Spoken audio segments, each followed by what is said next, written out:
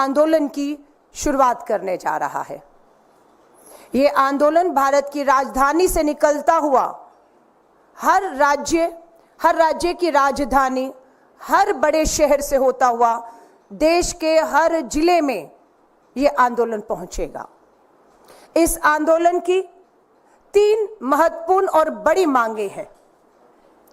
हमारी इन 3 मांगों में सबसे पहला हमारा जो आता है वो है राजनीतिक न्याय, राजनीतिक भागीदारी। इस राजनीतिक न्याय और राजनीतिक भागीदारी के तहत हमारी मांग है 33% महिला आरक्षण विधेयक, जो 10 साल केंद्र की भाजपा सरकार में नहीं हुआ, लेकिन जैसे ही 2024 के चुनाव नजदीक आए, महिलाओं का वोट पाने के लिए विपक्ष के नेताओं के भारी दबाव के चलते चुनाव से ऐन वक्त पहले महिला विधेयक कानून पास किया गया, लेकिन लागू नहीं किया गया। हमारी पहली मांग है इस देशव्यापी आंदोलन जो शुरू होने जा रहा है 29 जुलाई को, कि 33% महिला आरक्षण कानून लागू करो, आज करो, अभी करो। हमारी इसमें मांग है कि हमारी जो SC ST के साथ अति पिछड़े वर्ग की OBC बहनें हैं, उनकी भी इस आरक्षण में जगह और भागीदारी को सुनिश्चित करके उसे लागू किया जाए। हमारी मांग है कि अभी जिन राज्यों में विधानसभा चुनाव आने हैं, सत्र चल रहा है, इस पर चर्चा की जाए, इसे लागू किया जाए। हरियाणा, झारखंड, जम्मू कश्मीर, महाराष्ट्र, ये राज्यों के चुनाव 2024 के अंत तक होने हैं, ताकि इन महिलाओं को इसका लाभ मिल सके। मैं एक वीडियो जो महिला आरक्षण के ऊपर हमारी पूर्व कांग्रेस अध्यक्ष श्रीमती सोनिया गांधी जी ने और श्री राहुल गांधी जी ने, भारतीय राष्ट्रीय कांग्रेस की मांग है कि यह बिल फौरन अमल में लाया जाए, लेकिन इसके साथ ही कास्ट सेंसस कराकर schedule caste, schedule tribe, OBCs की महिलाओं के आरक्षण की व्यवस्था की जाए। सरकार को इसे साकार करने के लिए भी जो कदम उठाने की जरूरत है वह उठाने ही चाहिए। सबसे पहले ये जो महिला का बिल है, इसको आप पास कीजिए, आज पास कीजिए, ये जो आपके लागू कीजिए। और ये जो डिलिमिटेशन है जो आपने बोला है, और ये जो सेंसस है, इसकी कोई जरूरत नहीं है। 33% आप महिलाओं को चले। कांग्रेस के पूर्व अध्यक्ष, लोकसभा में नेता विपक्ष श्री राहुल गांधी जी अपने वचन पे आज भी खड़े हैं, और हमें पूरी उम्मीद है नेता विपक्ष के तौर पर भारतीय राष्ट्रीय महिला कांग्रेस उनसे भी यह अपील एक बार फिर करेगी कि अपनी इस मांग को जो संसद में उठाया कि पास करो, और फिर राहुल गांधी जी ने कहा लागू भी करो, क्योंकि पास हो गया है लेकिन लागू नहीं हुआ है। हम इस मांग को दोहराते हैं और इस मांग को लेकर हमारे आंदोलन की ये पहली सबसे बड़ी मांग है, जिसपे देश भर से महिलाएं 29 जुलाई दिन सोमवार राजधानी दिल्ली के जंतर मंतर पर पहुंचेंगी और आंदोलन की हम देशव्यापी शुरुआत करेंगे। हमारी इस आंदोलन की दूसरी सबसे बड़ी मांग है कि आज महिलाएं बढ़ती महंगाई, बढ़ती बेरोजगारी का शिकार हो रही हैं। बढ़ती महंगाई और बढ़ती बेरोजगारी के कारण बहुत सी बहनों ने बताया वो घरेलू हिंसा का भी शिकार हो रही हैं। हम मांग करते हैं कि देश की आधी आबादी को महंगाई से राहत दी जाए। उम्मीद थी कि इस बजट में महिलाओं को महंगाई से राहत मिलेगी, पर यह बजट निराशा भरा रहा। ना महिलाओं के लिए नौकरियां और ना महंगाई से राहत की इसमें कोई चर्चा हुई। हमारी मांग है कि महिला को यहां पर महालक्ष्मी योजना लागू करने का हम मांग करते हैं। क्या थी ये महालक्ष्मी योजना? कांग्रेस के न्याय पत्र में महालक्ष्मी योजना की महंगाई और बेरोजगारी से लड़ने के लिए देश के हर गरीब परिवार की एक महिला को साल का 1 लाख रुपया आर्थिक मदद दी जाएगी। हर महीने लगभग 8,500 के करीब सीधा उनके बैंक खातों में डाला जाएगा। हम ये मांग करते हैं कि ये जो आर्थिक मदद है महालक्ष्मी योजना को, महिलाओं को बेरोजगारी राहत, महंगाई से राहत देने के लिए सीधा उनके खातों में पैसा डालकर उनका आर्थिक सशक्तिकरण, आर्थिक न्याय किया जाए। हमारी तीसरी इस आंदोलन की सबसे बड़ी मांग है, हमने राजनीतिक न्याय, राजनीतिक भागीदारी की बात की, हमने आर्थिक न्याय, महालक्ष्मी योजना की राहत देने की बात कही। हमारी तीसरी मांग सामाजिक न्याय और सुरक्षा का अधिकार की हम बात करते हैं। हम अपनी बात को महंगाई से तीसरे मुद्दे पर लाए। महंगाई का एक वीडियो है जो देश की महिलाओं की इस बजट से उम्मीद थी या किस तरीके से वो लड़ रही है। देख लो, कहीं भी देख लो, सब्जियां आए थे लेने, मिर्च लेके चले जा रहे हैं, कुछ हमें दिख नहीं रहा। 80 रुपए 100 रुपए तो हम कहाँ लेके जाए? हम 4 चीज ले 400 रुपए यही हो गया तो घर का और काम। अभी आप सिर्फ मिर्च लेके जा रहे हैं। अरे मूंग की बड़ी क्या करें, यही बनाएंगे। अब हम जाके कुछ नहीं बना पाए, नहीं ले जाए। मूंग की बड़ी खरीदी, क्या करें, 25 रुपए का यही बड़ी खरीद लिया, 100 रुपए 100 ग्राम जाके। और ये मिर्च है, मतलब सब्जी खरीदने आई थी लेकिन खरीद नहीं पाए। भारतीय राष्ट्रीय, आपने देखा कि महिला बाजार गई सब्जी खरीदने के लिए और खुद बता रही है खाली मिर्ची खरीद कर लौट रही हूं। ये हालत आज देश की आधी आबादी है जो महंगाई से जूझ रही है, चूल्हे बंद हैं। मोदी की गारंटी थी राजस्थान में, मोदी की गारंटी, ये शब्द बैनर होर्डिंग में था, मोदी की गारंटी कि गृहिणियों को 450 रुपए का एलपीजी घरेलू सिलेंडर दिया जाएगा। आज ये आधी आबादी जो महंगाई से जूझ रही है वो पूछना चाहती है, प्रधानमंत्री जी आपकी गारंटी के तहत कौन से राज्य की कौन सी बहनों को 450 रुपए का एलपीजी घरेलू सिलेंडर आज भी मिल रहा है? ये देश जानना चाहता है। इसको लेकर हम ये राष्ट्रव्यापी पूरा आंदोलन करने जा रहे हैं। तीसरा, सामाजिक न्याय और सुरक्षा का अधिकार। इस सरकार में नारी पर अत्याचार, लगातार महिलाओं के प्रति अपराध में बढ़ोतरी हो रही है।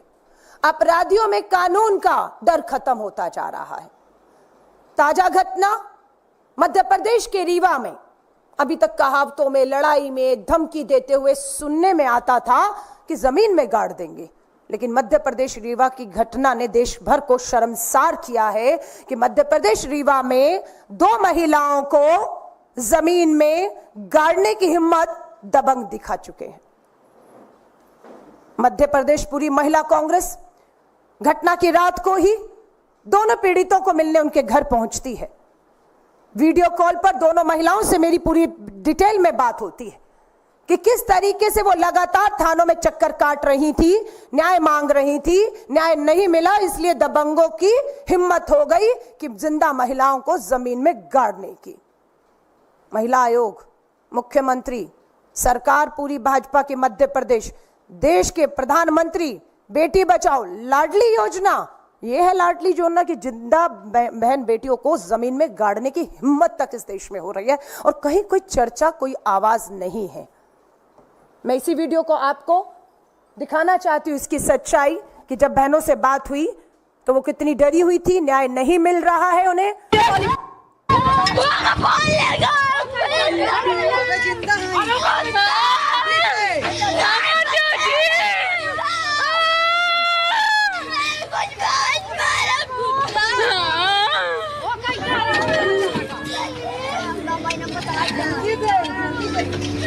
एक महिला को सर के ऊपर तक गाड़ा गया है, एक महिला गर्दन तक और दूसरी का सर तक अंदर है। उसका सिर्फ आप सर का ऊपरी हिस्सा देख पा रहे हैं और परिवार उन गड़ी हुई जिंदा महिलाओं को निकालने के प्रयास कर रहा है।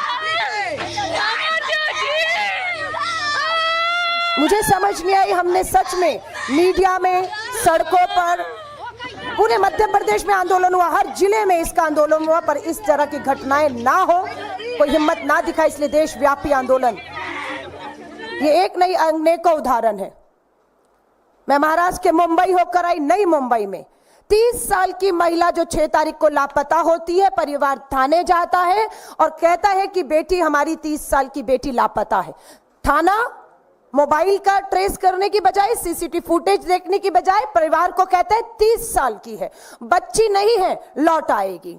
महिला 6 तारीख को सुबह 6 बजे निकलती है, 7 को नहीं लौटती, 8 को, 9 को नहीं निकलती, मिलती है, पुलिस कोई प्रयास भी नहीं करती है, और 10 तारीख को पता लगता है कि उस 30 साल की नई मुंबई की वो जो हमारी बहन है, उसका सामूहिक बलात्कार बार बार किया गया, उन पिछले दिनों में किया गया, और उसकी सामूहिक बलात्कार के बाद हत्या कर दी गई। मैं उस पीड़ित महिला के परिवार को मिलकर आई, उसके पिता को मिलकर आई हूं, उसका 3 साल का बच्चा मामा कर रहा है, लेकिन पुलिस अगर समय रहते पल्ला नहीं झाड़ती कि 30 साल की महिला, उसे खोजने की, उसके फोन ट्रैक करने की, सीसीटीवी कुछ जरूरत नहीं है, अगर वो अपनी जिम्मेदारी समझती तो महिला घर समय पर लौट पाती, लेकिन वो उसकी लाश सामूहिक बलात्कार जो पोस्टमार्टम रिपोर्ट मैंने देखी मिली है। थाने महाराष्ट्र में 9 साल की बच्ची, 9 साल की बच्ची का सामूहिक बलात्कार करके हत्या करके सड़क पर फेंक दी गई। ये घटनाएं इसी जुलाई महीने की हैं तीनों, लेकिन किसी को कोई फर्क नहीं पड़ रहा है। सरकार से जवाब मांगो तो सरकार कहती है हमने कर लिए एक गिरफ्तारी, हम अपराधियों को छोड़ेंगे नहीं। आपके इन गीदड़ भक्तियों से अपराधियों में कोई डर पैदा नहीं हो रहा। मात्र पिछले 6 महीने में राजस्थान के अंदर 20,000, 6 महीने में 20,000 राजस्थान में जो है महिलाओं के यौन उत्पीड़न और बलात्कार की घटनाएं सामने आई हैं। मंत्री जी खड़े होकर जवाब देते हैं हम इसकी निंदा कर रहे हैं, हम इस पर कार्रवाई करेंगे, ये शब्द हैं। आपको लगता है ये शब्द काफी है डर पैदा करने के लिए, अपराध को रोकने के लिए, हमारी बहन बेटियों के लिए एक सुरक्षित समाज और माहौल देने के लिए? मेरे साथ साफिया जुबैर जी हैं, मध्य प्रदेश राजस्थान की पूर्व विधायक रही हैं। जब चुनाव था, प्रधानमंत्री नरेंद्र मोदी जी ने राजस्थान की धरती पर महिला सुरक्षा को सबसे बड़ा मुद्दा बनाया था, लेकिन आज वही प्रधानमंत्री जी जवाब नहीं दे पा रहे कि डबल इंजन की सरकार राजस्थान में 6 महीने में 20,000 बेटियां थाने की अदालतों के चक्कर काट रही हैं, आपकी सरकार में न्याय मांग रही हैं, न्याय नहीं मिल रहा और अपराधी आजाद घूम रहे हैं। ये कैसे हो रहा है? सो हम लोग सभी मीडिया साथियों से भी निवेदन और अपील करते हैं, ये आंदोलन, ये संघर्ष हर गांव तक पहुंचेगा। हमारे जब तक 3 मांगों को नहीं लिया जाएगा, ये आंदोलन अब रुकने और थमने वाला नहीं है। हम धरना, प्रदर्शन, गिरफ्तारियां, जेल जाने को तैयार है, लेकिन इस आधी आबादी 70 करोड़ को हम निराश, हताश नहीं होने देंगे। हम उनकी हिम्मत, उनकी ताकत, उनकी आवाज बनकर, हमारे नेता राज्यसभा में कांग्रेस अध्यक्ष मल्लिकार्जुन खड़गे साहब हो, राज्यसभा में कांग्रेस की पूर्व अध्यक्ष श्रीमती सोनिया गांधी जी ने हमें विश्वास दिलाया है। हमें विश्वास दिलाया है श्री राहुल गांधी जी ने कि नेता विपक्ष के तौर पर, और केसी वेणुगोपाल जी जो संगठन महासचिव हैं लोकसभा में, वो दोनों, और राज्यसभा में इसी सदन, इसी सत्र में, अगर बाहर महिलाओं की आधी आबादी इस पूरे आंदोलन को देश भर में इन 3 मांगों को लेकर लड़ेगी, तो संसद के अंदर भी महिलाओं के इस हक अधिकारों के लिए और सुरक्षा की आवाज को संसद दोनों भवनों में जो है वो उठाया जाएगा। दिल्ली पुलिस लगातार हमारी राज्यों की प्रदेश अध्यक्ष जो इस आंदोलन के लिए 30 को अपने राज्यों से आ रही हैं, हमारी जिला अध्यक्ष आ रही हैं, उन्हें लगातार फोन कर रहे हैं। उनसे पूछा जा रहा है कि आप कब आ रही हैं, कैसे आ रही हैं, कितनी तादाद में आ रही हैं, आप ठहरेंगी कहां पर, मुझे नहीं मालूम। दिल्ली पुलिस इस तरह के सवालों के पीछे उसकी मंशा क्या है? अगर दिल्ली पुलिस किसी तरह भी सरकार के दबाव में यह सोच रही होगी कि यह आंदोलन नहीं होगा, यह आवाजें नहीं उठेंगी, देश भर से इस आंदोलन में जो बहनें आ रही हैं आप उनके रास्तों को रोक पाएंगे, तो यह आपकी भूल और गलतफहमी है। हर बहन कोशिश करेगी देश के कोने कोने से भारत की राजधानी दिल्ली के जंतर मंतर पहुंचने की। पूरी हम उम्मीद करते हैं, आशा करते हैं कि दिल्ली पुलिस इन बहनों को अपनी आवाज को उठाने के लिए जंतर मंतर तक पहुंचने से रोकेगी नहीं। अगर दिल्ली पुलिस ऐसा करती है तो मैं उन्हें बता देना चाहती हूं पूरी जिम्मेदारी के साथ कि यह आंदोलन रुकेगा नहीं, यह आंदोलन अब थमेगा नहीं। ये लोकतंत्र में हमारा हक, हमारा अधिकार है। हम गांधीवादी तरीके से सत्य और अहिंसा के रास्ते पर चलते हुए इस आंदोलन में उठने वाली हर आवाज को उठाएंगे और आपको सुनना होगा।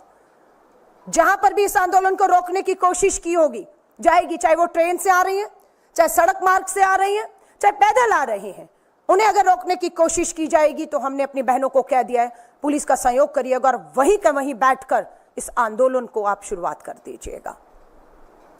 हम लोग देश की महामहिम राष्ट्रपति जी से, देश के प्रधानमंत्री जी से, देश के उपराष्ट्रपति जी से, देश के हमारी लोकसभा के स्पीकर, नेता विपक्ष, सबसे हमने समय मांगा है ताकि इन तीनों मांगों का हम ज्ञापन उन्हें सौंप पाए, ताकि ये लोकतंत्र की आवाज अगर संसद के बाहर सड़कों पर गूंज रही है तो संसद के जो लोकतंत्र का मंदिर है उसमें भी इन आवाजों को सुना जाए, उस पर चर्चा की जाए और बताया जाए कि इन तीनों मांगों पर सरकार कब और क्या करने जा रही है।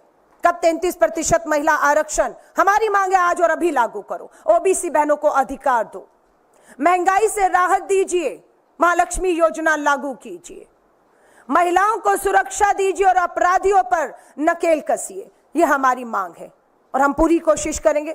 महामहिम राष्ट्रपति जी, प्रधानमंत्री जी, स्पीकर, उपराष्ट्रपति, नेता विपक्ष, हम सबको अपनी इन मांगों का ज्ञापन 29 जुलाई को सौंप पाए। लेकिन मैं ये कहना देना चाहती हूं कि पानी सर के ऊपर से गुजर चुका है। मुझे महिला कांग्रेस की राष्ट्रीय अध्यक्ष बने हुए 10 जनवरी को मैंने शपथ ली है। लगभग 7 महीने होने वाले हैं। देश के 28 राज्यों और 8 यूनियन टेरिटरीज की अगर बात करेंगे तो लगभग 30 राज्य राजधानियों के मैंने दौरे किए हैं, नारी न्याय सम्मेलन किए हैं और उन्हीं मुद्दों को हमारे नारी न्याय में, हमारे घोषणा पत्र, हमारे नारी न्याय पत्र में मेंशन किया गया। लेकिन आज हम विपक्ष में हैं। हमसे हर नारी पूछ रही है कि क्या अब आप विपक्ष में हैं? जो वायदे आपने किए उनका क्या होगा? हम विपक्ष में हैं, हम विपक्ष का धर्म निभाएंगे। हम अपनी जो आपसे वायदे किए वो आज हमारी मांगे हैं और हम उन मांगों के ऊपर इस सरकार को विपक्ष में रहते हुए घेरेंगे और मजबूर करेंगे कि वो राहत महंगाई से लेकर हो, सुरक्षा को लेकर हो, आंगनवाड़ी बहनें, आशा वर्कर बहनें, मिड डे मील बहनों का मानदेय दुगना करने का हमारा वायदा था। उम्मीद थी इस बजट में ये कहा जाएगा कि केंद्र का जो मानदेय केंद्र की तरफ से इन आंगनवाड़ी, आशा वर्कर और हमारी बहनों को जाता है उसे दुगना किया जाएगा, पर दुर्भाग्य है कोई राहत इस महंगाई बेरोजगारी में उनको नहीं मिली है। हम इस लड़ाई को विपक्ष में विश्वास दिलाते हैं देश की आधी आबादी को। हमारी बहुत सी बहनें जो अन्याय और अत्याचार सहन रही है उनको भी हम आमंत्रित कर रहे हैं कि आइए 29 जुलाई को आपके पास जिस तरह का भी जघन्य अपराध हुआ है, ये मंच आपका है। हम आपको मंच और ताकत देते हैं। बुलंद करिए आपकी आवाजों को। हम मजबूर करेंगे इस तानाशाह सरकार को, उन बहन बेटी और उनके परिवार जो न्याय मांग रहे हैं उनकी आवाजों को सुनने के लिए मजबूर करेंगे इस सरकार को और हमारा मंच उनके लिए उपलब्ध है। मैं अंत में सिर्फ यही कहूंगी, ये आंदोलन भारत की राजधानी दिल्ली से हर राज्य की राजधानी, हर बड़े छोटे शहर से गुजरता हुआ देश के हर जिले में, हर गांव तक पहुंचेगा और ये हमारा आंदोलन कब तक जारी रहेगा?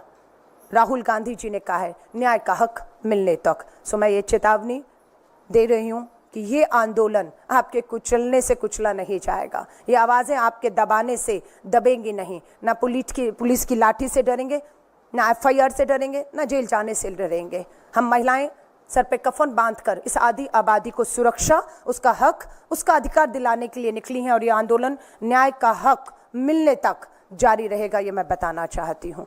आप सभी पत्रकार साथियों का धन्यवाद और आपका कोई भी सवाल हो उसके जवाब मैं देने के लिए यहाँ तैयार हूँ। जिस मध्य प्रदेश का आपने जिक्र किया, सड़क वाली घटना बताई, इसी मध्य प्रदेश से आज की घटना इंदौर की है। इंदौर में भारतीय जनता पार्टी के एक पार्षद पर आरोप लगा है कि एक महिला को शादी का झांसा देकर उसका बलात्कार किया। जब उस महिला ने आवाज उठाई तो मारने की धमकी दी और आज ही आपके महिला कांग्रेस कांग्रेस के कार्यकर्ताओं ने उनका पुतला फिर विरोध प्रकट किया है। क्या इस मुद्दे को भी आप अपने 29 के प्रति उठाएंगी? देखिए, मैं फिर कह रही हूं, मैं इस पीड़ित परिवार और महिला को भी आमंत्रित करती हूं।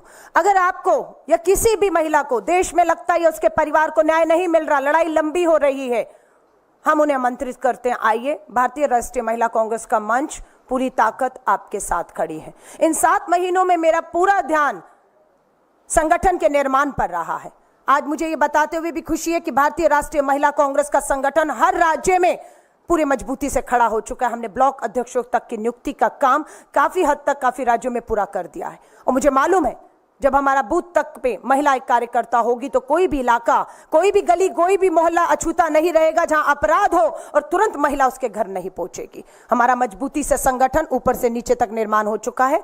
और मैं फिर कहूंगी, ये बहनों, इंदौर वाला मामला हो, रीवा वाला मामला हो, मुंबई, थाने, राजस्थान, देश भर की जो भी महिला है, उन्हें हम आमंत्रित करते हैं और उनके परिवारों को आइए। हमें मालूम है इस अपराध में भाजपा के बहुत बड़े नेता, सांसद, विधायक, पूर्व विधायक भी शामिल हैं।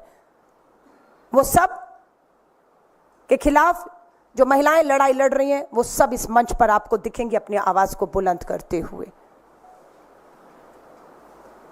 मैं अपनी साथी नीतू वर्मा जी का, साफिया जुबैर जी का और आप सभी का एक बार फिर से धन्यवाद करती हूं और उम्मीद करती हूं ये आवाज, और 29 जुलाई आपको आमंत्रित करती हूं जंतर मंतर पर इस आंदोलन की जो आवाजें उठेंगी। मैं उम्मीद करती हूं मीडिया, चौथा स्तंभ, उस आवाजों को संसद की दीवारों से अंदर तक पहुंचाए ताकि सरकार जाग सके कि सच में मामले बेहद गंभीर है। आपका कोई एक सवाल? प्रश्न है, नीतीश कुमार ने जिस तरीके से असेंबली में बयान दिया, आरजेडी की एक एमएलए को कहा कि महिला हो जानती नहीं हो, उस बयान पे आप कैसे, क्या टिप्पणी रहेगी?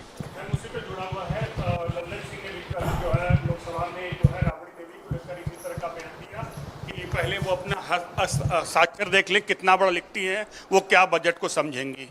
लल्लन सिंह ने राबड़ी के लिए ऐसा कहा। देखिए, 2 चीजें हैं, और आज से पहले किसी ने क्या कहा, लेकिन आज के बाद अगर किसी भी नेता में, मैं पार्टी लाइन से ऊपर उठकर कह रही हूं, आप इस बात को समझ लीजिएगा, मैं पार्टी लाइन से ऊपर उठकर कह रही हूं, और खासतौर से विपक्ष के नेताओं को तो मैं बिल्कुल चेतावनी दे रही हूं कि अगर आपने किसी भी महिला पर कोई भी अभद्र टिप्पणी की या उसके मान सम्मान को ठेस पहुंचाया, उसका अपमान किया, तो भारतीय राष्ट्रीय महिला कांग्रेस आपको घर पे चैन से बैठने नहीं देगी। आपके घर का घेराव करेंगे।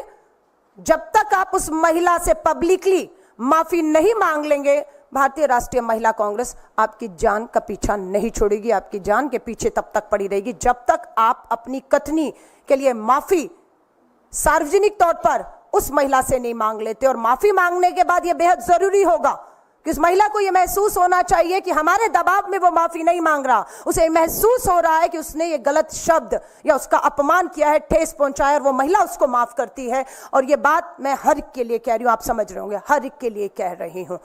हम अब इन चीजों को हल्के में नहीं लेंगे, क्योंकि निर्भया के बाद जस्टिस वर्मा आयोग की रिपोर्ट में वर्बली भी अगर आप किसी को कुछ कहते हैं या इस तरह के हाव भाव का इस्तेमाल करते हैं कि वो महिला अपने आप को असहज महसूस करती है पब्लिक में, तो भी उस पर एक कानून आ चुका है।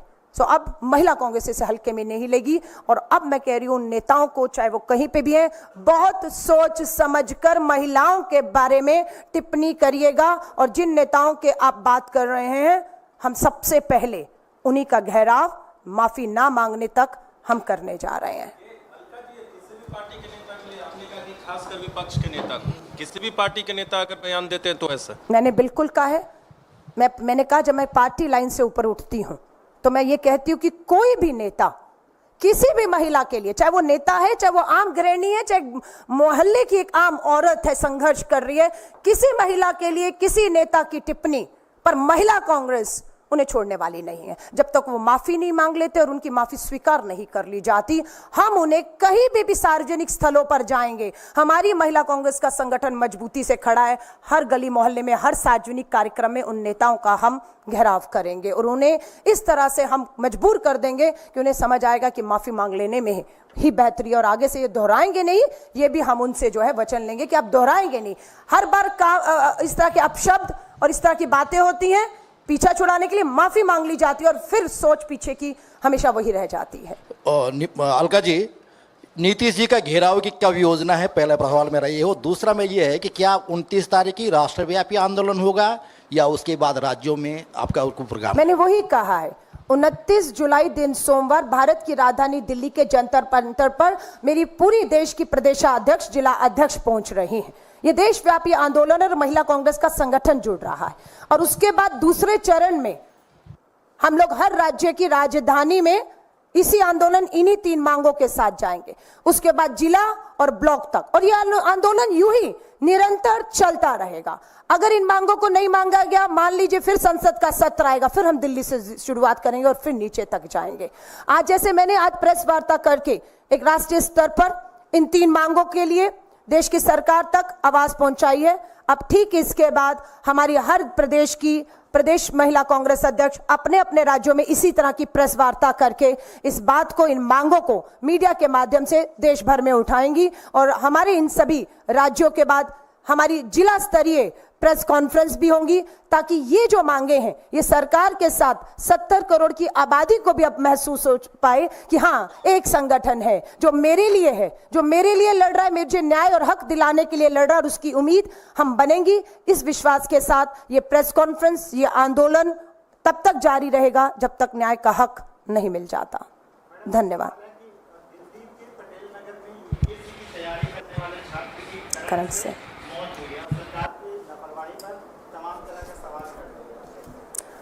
देखिए, दुर्भाग्यपूर्ण है, मैंने वो तस्वीर देखी, माँ हूँ और मैं सोच रही थी कि उस माँ अपने इस बच्चे की तस्वीर को जब देख रही होगी, उस पिता पे क्या बीत रही होगी कि सरकारी लापरवाही की वजह से करंट से एक युवा छात्र की, जिसका बैग भी दिख रहा है, मौत हो जाती है। बिल्कुल मैं कहूँगी इस हत्या के दोषी सरकार और प्रशासन है, जिनकी जिम्मेदारी थी इसको सुनिश्चित करना कि बारिश है, करंट है, तारे हैं, लोग इसी पानी में से गुजरेंगे जो भराव है, किसी की जान ना चली जाए। लेकिन ये हुआ है और मैं इस हत्या की दोषी सरकार और प्रशासन को मांगती हूँ, उन पर यह हत्या का मामला चलना चाहिए। एक फोटो, धन्यवाद। ये 33% वाला, एक बार एक 33% वाला है, 33% वाला, हाँ वो सबसे नीचे ये तो है, यही है, यही।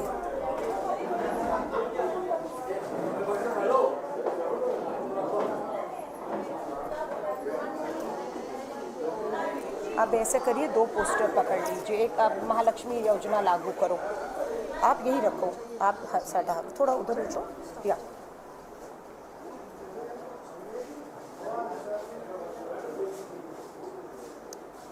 अब हमारा जो अत्याचार वाला है, ये वाला आप लीजिएगा सोफिया जी, ये वाला जो हाँ महिला वाला हमेशा रहेगा। बहुत बहुत धन्यवाद आप पत्रकार साथियों का। थैंक यू नताशा, ये रखा।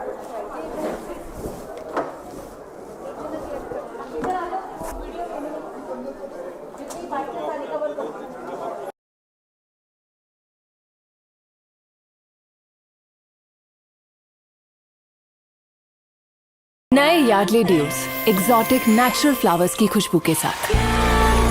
यार्डले ड्यूज अब 90% नेचुरली डिराइव्ड, नेचर जैसी फ्रेशनेस हमेशा। आजमाइए यार्डले बॉडी मिस्ट की नई रेंज। गाला सुपर स्क्रब में है स्टील वूल और ग्रीन